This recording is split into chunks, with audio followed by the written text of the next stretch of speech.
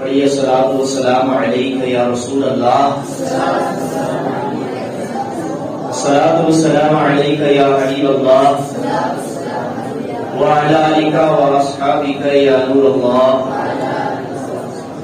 صلی اللہ تعالی علیہ وسلم۔ قابل قدر اساتذہ جامعہ عبد المدینہ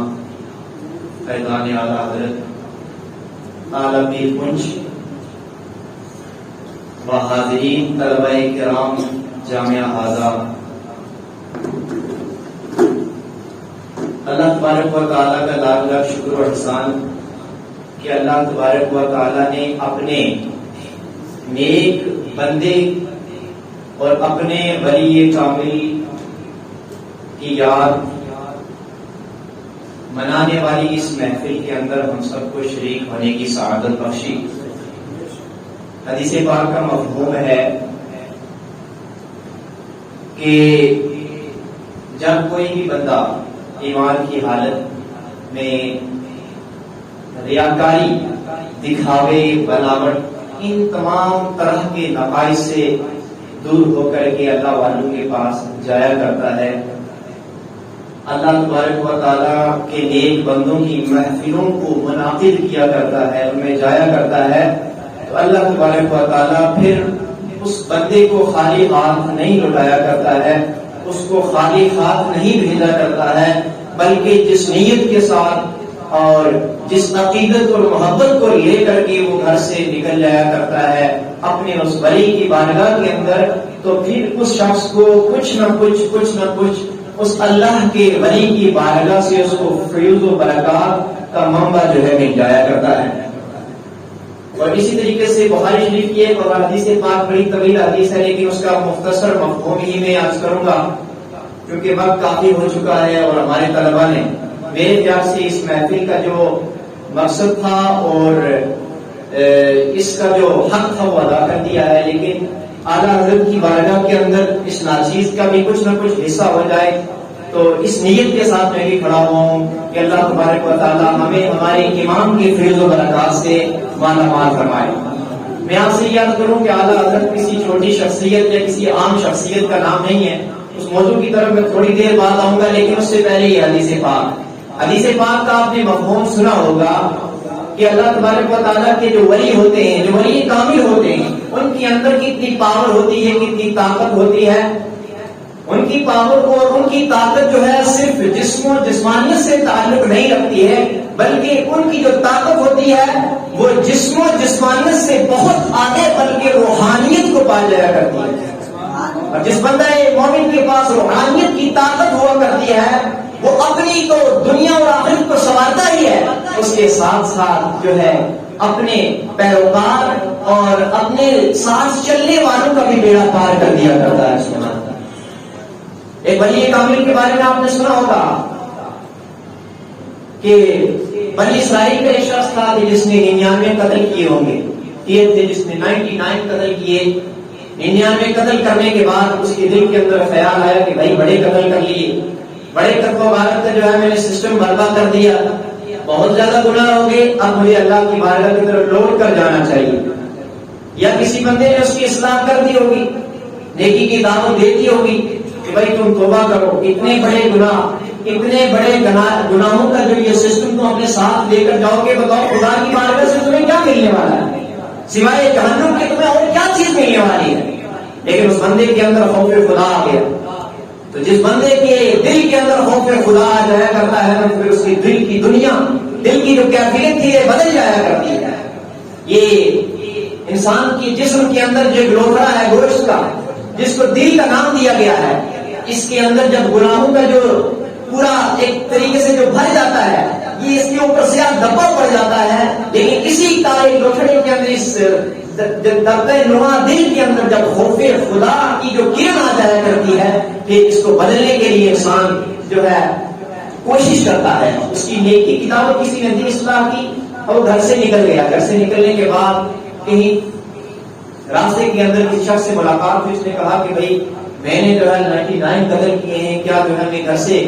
توبہ کی نیت سے نکلا ہوں، میں توبہ کرنا چاہتا ہوں کہ اللہ تبارک و تعالیٰ کی بارگاہ کے کوئی حصہ ہے؟ اور وہ شخص غالباً علم سے تھوڑا دور رہا ہوگا، یا کچھ بھی اپنے طریقے سے جس نے اس نے اصلاح کی، اس نے کہا کہ نہیں بھائی آپ 99 قتل 99 قتل کرنے کے بعد آپ جو ہے اللہ کی بارگاہ میں نکلے ہو توبہ کرنے کے لیے، تو تمہاری مغفرت اور بخشش، تمہاری توبہ کیسے کر ممکن ہو سکتی ہے؟ اب اس شخص نے سوچا کہ بھائی 99 تو ہو ہی گئے، کیوں نہ 100 پورے کر لیے جائیں۔ اب بندہ کیا کرتا ہے، میان سے تلوار نکالنے کے بعد اس کا بھی کام تمام کر دیتا ہے۔ اب پورے 100 قتل، اللہ اکبر۔ بھائی ہمارے اسلام کا تو یہ درس ہے کہ جو من قتل نفسا متعمدا، خیر یہ طویل بات ہو جائے گی، لیکن بغیر کسی وجہ کے، یعنی کہ ایک چونٹی کو بھی مارنے کا اسلام کے اندر حکم نہیں ہے۔ یہ اسلام کسی کو ناحق مارنے یا قتل کرنے کا تصور تو بڑا دور دے ہی نہیں سکتا ہے۔ یعنی آپ نے پڑھا ہوگا، سنا ہوگا کہ وضو کرتے ہوئے جو زائد پانی ہم استعمال کرتے ہیں، اسلام اس سے بھی جو ہے گریز کرنے کا ہمیں درس دیتا ہے۔ الغرض جب 100 قتل کو بندہ کر دیتا ہے، آپ تھوڑا اور نکلتا آگے، شاید کسی اور بندے سے ملاقات ہو جائے۔ اب وہ بندہ ایک اور جو ہے اللہ کا پیارا تھا، اب اس سے جو ملاقات ہوئی اس سے بھی یہی پوچھتا ہے کہ بھائی میں نے 100 قتل کر لیے ہیں، اللہ جو ہے کہ میں نے کہا کہ اب توبہ کی نیت سے نکلا، کیا میری توبہ ممکن ہے؟ اب بندے نے تھوڑی دیر سوچ و بچار کی۔ بڑی مختصر وقت کے اندر میں آپ سب سے جو ہے یہ بات پہنچا رہا ہوں، ایک مرتبہ بیداری کا ثبوت فراہم کریں۔ سب بولے یا رسول اللہ، یا رسول اللہ۔ اب شخص نے کہا ہاں بھائی 100 قتل تو آپ نے کر لیے، بہت بڑا گناہ، بہت بڑے گناہوں کے اندر قتل آتا ہے، گناہ کبیرہ کے اندر اس کا شمار آتا ہے، لیکن ہاں تمہارا توبہ کی نیت سے تمہارا گھر سے نکلنا ہے، ہاں تمہاری توبہ ممکن ہے، تمہاری مغفرت و بخشش ہو سکتی ہے، تم جو ہے جہنم سے بچ کر کے جنت کے اندر جا سکتے ہو، تم جہنم کا ایندھن بننے سے بچ سکتے ہو، لہذا تم ایسا کرو کہ فلاں بستی کے اندر چلے جاؤ، وہاں اللہ والوں کی ایک جماعت بستی ہے۔ کس کی جماعت بستی ہے؟ اللہ والوں کی ایک جماعت بستی ہے، اللہ والوں کی ایک جماعت رہتی ہے فلاں بستی کے اندر، فلاں گاؤں کے اندر، تو وہاں چلے جاؤ اور ان اللہ کے پیاروں کی جماعت کے اندر شامل ہو جاؤ اور ان کے ہاتھ پر بیٹھ کر لو، توبہ کر لو، اللہ تبارک و تعالیٰ تمہارے گناہوں کو معاف فرما دے گا اور تمہارے قتلوں کے گناہوں کو معاف فرما کر کے تمہارا ٹھکانہ جہنم سے جنت بنا سکتا ہے۔ بخاری شریف کی حدیث پاک ہے، کوئی کہانی ہے، قصہ نہیں ہے۔ حدیث پاک کا مفہوم ہے جب وہ بندہ تھوڑی آگے نکلتا ہے، یعنی سفر کو اختیار کرتا ہے، کچھ مسافت طے کرنے کے بعد اس شخص کا وہیں پر انتقال ہو جاتا ہے۔ اللہ بھائی ہم صبح کیسے نکلتے ہیں کیا پتا آج ہم شام کو اپنے گھر واپس پہنچ پائے یا نہ پہنچ پائے۔ کوئی بندہ صبح گھر سے نکلتا ہے تجارت کی نیت سے، تجارت کرنے کی غرض سے۔ بھائی مسلمان کا تو یہ وسیلہ اور طریقہ ہونا چاہیے کہ میں واپس گھر آؤں گا یا نہیں آؤں گا، یہ میرے علم کے اندر نہیں ہے، بلکہ مجھے ہر وقت باوضو ہو کر کے کلمہ توحید اپنے دل کے اندر بسا کر کے رکھنا چاہیے، اپنے گناہوں سے توبہ اور استغفار کر کے رکھنا چاہیے۔ کیا پتا میرا وقت آخر، وقت نظر تک کس مقام کس موڑ کے اوپر آ جائے۔ مسلمان کا تو یہ طریقہ وسیلہ ہونا چاہیے۔ مسلمانوں کو لمبے لمبے خواب اور بڑے بڑے اپنے دل کے اندر بہت بڑے بڑے خواب اور بہت بڑی بڑی چیزیں لے کر کے نہیں اپنے آپ کو جینا چاہیے، اس تصور اس خیال کے اندر اپنی زندگی نہیں گزارنی چاہیے، بلکہ مسلمان کو تو من یتوکل علی اللہ فہو حسبہ، اس طریقہ کہا کے مطابق اللہ پر توکل اور بھروسہ کر کے اپنی زندگی کو یہ دائرہ اس احاطے کو محیط کر کے گزارنا چاہیے۔ اب بندے کی وہاں موت ہو جاتی ہے، اچانک ایک دم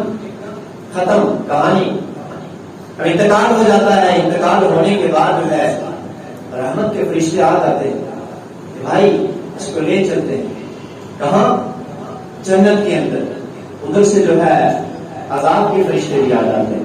کہ نہیں بھائی ہمیں اس بندے کو ہم لے کر جائیں گے، کہاں؟ جہنم کی طرف۔ رحمت کے فرشتے اور عذاب کے فرشتے، دونوں فرشتوں کے درمیان تضاد ہوتا ہے، اختلاف ہوتا ہے۔ رحمت والے فرشتے کہتے ہیں کہ ہاں اگرچہ اس بندے نے 100 قتل کیے، 100 قتل کرنے کے بعد اس بندے کے دل کے اندر نیت تو تھی، ارادت ہوتا، یعنی کہ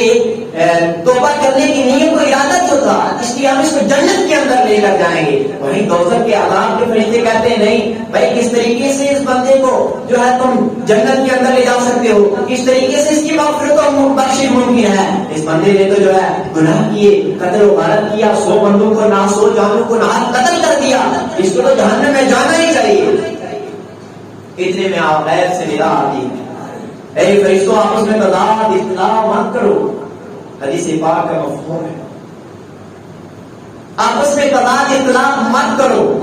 بلکہ یہ بندہ اس کا فیصلہ, یہ زمین جس کے اوپر چل رہا تھا, یہ زمین ہی اس کا فیصلہ کرے گی کہ اس کو جنت کے اندر جانا ہے کہ جہنم کے اندر جانا ہے. فرمایا کہ غیب سے ندا آئی کہ زمین کی پیمائش کی جائے, زمین کو ناپا جائے کہ بندہ گھر سے جب نکلا توبہ کی نیت سے, جہاں سے نکلا اللہ کے ولیوں کی بارگاہ میں جا رہا تھا, زمین کو ناپ لیا جائے, زمین کی پیمائش کر لی جائے. جس طرف پلڑا بھاری ہوگا, اگر اللہ کے ولیوں کی طرف اس بندے کا پلڑا بھاری تو یہ جنت کے اندر, اگر پلڑا اس طرف بھاری نہ ہوا تو اس کو جہنم کے اندر لے جاؤ. اللہ ہوگا کبھی کیسا منظر رہا ہوگا. اب زمین کو ناپا گیا اور اسی طرف زمین کو حکم ہو جاتا ہے زمین سمٹ جا, اس طرف سمٹ جائے, یعنی اس بندے کے حق میں ہو جا کہ یہ بندہ جنت کے اندر چلا جائے. اس لیے کہ اگر اس نے 100 قتل کیے کوئی بات نہیں, 100 جانوں کو قتل کیا, لیکن یہ جا کہاں رہا تھا, میرے ولیوں کی بارگاہ کے اندر جا رہا تھا, میرے ولیوں کی طرف جا رہا تھا. اس کی نیت یہ تھی, اس کے دل کے اندر یہ تھا کہ میں اللہ کے ولیوں کی بارگاہ کے اندر جاؤں گا, اللہ کے ولیوں کی بارگاہ میں جا کر طائب ہو جاؤں گا, توبہ کر لوں گا. اللہ اکبر. زمین کو حکم ہوتا ہے اے زمین سمٹ جا, غیب سے آواز آتی ہے, زمین سمٹ جاتی ہے. سمٹنے کے بعد اس بندے کا جو فیصلہ ہے, اس بندے کا جو فیصلہ ہوتا ہے وہ جنت کی طرف ہو جاتا ہے. گویا زمین سمٹنے کا جو حکم ہے وہ حکم ربانی تھا, اللہ تبارک و تعالیٰ کی طرف سے حکم ہوتا ہے. اور جب زمین کو ناپا گیا تو زمین زیادہ ہو جاتی ہے. اس طرح جس طرح جو ہے اللہ کے ولی کی جماعت رہتی ہے. میرے عزیز طلبا, اس واقعہ سے, اس حدیث پاک کے مفہوم سے ہمیں کیا پتا چلا کہ وہ اعلیٰ حضرت عظیم البرکت امام شاہ امام احمد رضا خان فاضل بریلوی ہو یا ان کا کوئی غلام ہو جو ولی اللہ ہو, ان کی طاقت اسی طریقے سے ہوا کرتی ہے کہ وہ اپنے ساتھ اپنے پیروکاروں کا جو ہے سسٹم دنیا و آخرت کے اندر, دنیا کے اندر بھی کامیابی اور کامیابی کے اندر تبدیل کر دیتے ہیں, اور آخرت کے اندر جہنم کے ٹھکانوں سے جو ہے نکال کر جنت کی طرف کر دیا کرتے ہیں. پھر 2 منٹ کی بات میں اپنی بات ختم کر رہا ہوں. میرے پیارے عزیز طلبا, آج جس روحانی شخصیت کے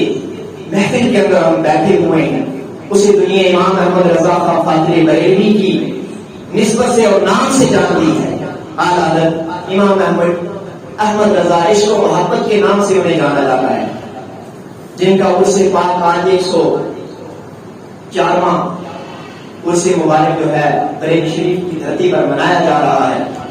اور ان کے چاہنے والے پوری دنیا کے اندر جو ہے منا رہے ہیں. اللہ تبارک و تعالیٰ نے انہیں عظیم منصب سے نوازا. حدیث پاک کا مفہوم ہے کہ جب دنیا کے اندر عزائم, دنیا کے اندر یعنی کہ دین کے اندر لوگ طرح طرح کے نئے فتنے گاڑ دیتے ہیں, دین کے اندر نئی نئی چیزیں جو ہے گانا شروع کر دیتے ہیں, تو حدیث پاک کا مفہوم ہے من یجدد لہا دینہا. بخاری شریف کی حدیث پاک ہے, حضرت ابو ہریرہ اس کے راوی ہیں کہ اللہ تبارک و تعالیٰ ہر 100 سال کے اندر اس دین کے اندر ایک ایسے عالم کو, ایسے مجدد کو بھیجتا ہے تو جو دین کے اندر ہونے والے تمام تر فتنوں کی سرکوبی کرتا ہے, اور سرکوبی کرنے کے بعد جو یعنی کہ ایک کالے نما دھکے جو دین کے اوپر لگا کر ایک نئی طریقے سے لوگ جو ہے دین کو پیش کرنا چاہتے ہیں. اس طریقے سے آج دیکھیں نا, علماء کے اندر بھی طاہر القادری جیسے نہ جانے کتنے ایسے لوگ پیدا ہو گئے جو دین کی تجدید کے نام پر دین کو کس طریقے سے جو عوام الناس کے اندر پیش کرنا چاہ رہے ہیں. لیکن ایسے ہی کالے اور سیاہ لوگوں کے بنائے ہوئے طریقے کو دور کرنے کے لیے, ان کی سرکوبی کرنے کے لیے اللہ تبارک و تعالیٰ ہر صدی کے اندر ایک امام کو پیدا کروا دیتا ہے, اور 14ویں صدی کے نام کا نام جو ہے امام کا نام, اور 14ویں صدی کے مجدد کا نام امام احمد رضا خان فاضل بریلوی رضی اللہ تعالیٰ عنہ ہے. اور جو اس وقت کے بھی مجدد ہیں, انہوں نے جو ہے تشریف لا کر جو بندیت, وہابیت, رافضیت اس طریقے سے کے بعد اپنی جماعت اہل سنت کی مکمل طریقے سے انہوں نے جو ہے اس کا حل نکالا، اور حل نکالنے کے بعد بڑے اچھے طریقے سے اچھے ڈھنگ کے ساتھ جو ہے عوام اہل سنت جماعت اہل سنت کو اچھے طریقے سے جو ہے جماعت اہل سنت کا نعرہ دیا، امام اور عشق و محبت کا نعرہ دیا، ہمیں اچھے طریقے سے یہ مسلک دیا. یہ مسلک کوئی عام اور نیا مسلک نہیں ہے کہ ہم کہتے ہیں مسلک امام احمد رضا. میں یہ کہتا ہوں اگر آج کی تاریخ کے اندر یہ کوئی غلو نہیں ہوگا اگر میں یہ کہوں کہ آج جتنے بھی بڑے بڑے علماء کرام، چاہے وہ محدث اعظم ہند کیوں نہ ہو، چاہے وہ مفتی اعظم ہند عالم اسلام، یا اس کے علاوہ دہلی کے اندر جتنے بھی ائمہ ہمارے علماء یعنی ملک کی ہندوستان کی آزادی کے اندر شہید ہوئے، ان تمام تر ائمہ علماء کو جمع کر لیا جائے، اور وہ تمام علماء جمع ہونے کے بعد اس نعرے کو لگانے سے بالکل گریز نہیں کریں گے کہ مسلک امام احمد رضا، مسلک اعلی حضرت زندہ باد، مسلک اعلی حضرت پائندہ باد. اللہ تبارک و تعالیٰ کی بارگاہ میں دعا ہے کہ اللہ تبارک و تعالیٰ ہم سب کو فیض رضا سے مالا مال فرمائے، اور ہمارے جامعہ المدینہ کہ جس کا نام بھی رکھنے والوں نے کیا خوب اور شاندار رکھا ہے کہ فیضان اعلی حضرت. میرے عزیز طلبہ، اپنے مقدر پہ ناز جاؤ کہ جس درسگاہ کے اندر تم تعلیم حاصل کر رہے ہو نا، اس کی نسبت بھی میرے امام سے جا کے ملتی ہے. سبحان اللہ. امام احمد رضا، امام عشق و محبت، فیضان اعلی حضرت، یعنی کہ تمہارے مدرسے